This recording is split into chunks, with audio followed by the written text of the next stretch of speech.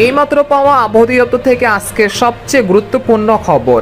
আঘাত হেনেছে প্রবল শক্তিশালী নিম্নচাপ, উপকূলে আশ্রয় পড়ছে বড় বড় ঢেউ।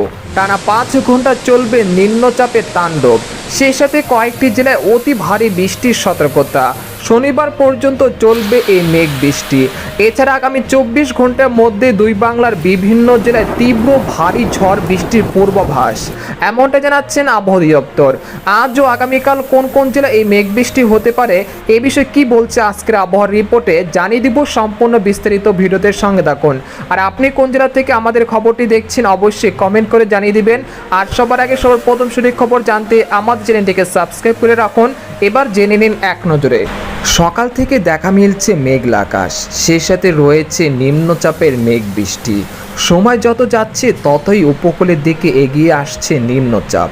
আবহাওয়া দপ্তরের ধারণা, আজ রাতের মধ্যে এই নিম্নচাপ খুলনা ও বরিশাল বিভাগের মধ্যবর্তী স্থান দিয়ে স্থলভাগে আঘাত হানতে পারে। সেই সময় বাতাসের সর্বোচ্চ গতি থাকতে পারে ঘন্টায় 60 কিলোমিটার।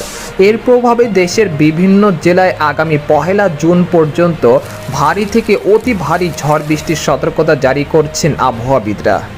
এদিকে আবহাওয়ার আরেকটি সতর্কবার্তায় বলা হয়েছে, নিম্নচাপের প্রভাবে এখন থেকে পরবর্তী 24 ঘন্টার মধ্যে বরিশাল, খেপুপাড়া, পটুয়াখালী, লালমোহন, ভোলা, বরহুদ্দিন, চরফেশন, হাতিয়া, সন্দ্বীপ, লাকসাম, নোয়াখালী, রায়পুর, হাজীগঞ্জ, চাঁদপুর, কুমিল্লা, চট্টগ্রাম, হাটহাজারী, খাগড়াছড়ি, রাঙ্গামাটি, বিলাইছড়ি, কুতুবদিয়া, মহেশখালী, টেকনাফ, ব্রাহ্মণবাড়িয়া, ময়মনসিংহ, নেত্রকোনা, ফুলপুর, কিশোরগঞ্জ ও সিলেট বিভাগের সব কয়টি জেলাতে ভারী থেকে অতি ভারী বৃষ্টিপাতের সতর্কতা রয়েছে শুক্রবার সন্ধ্যা পর্যন্ত।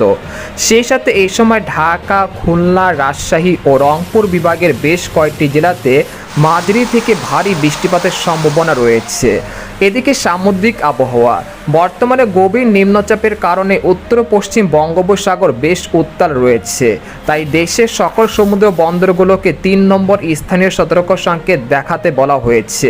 সেই সাথে উত্তর পশ্চিম বঙ্গোপসাগর ও তৎসংলগ্ন এলাকায় অবস্থানরত নিম্নচাপটি আরও ঘনীভূত হয়ে একই এলাকায় গভীর নিম্নচাপে পরিণত হয়েছে।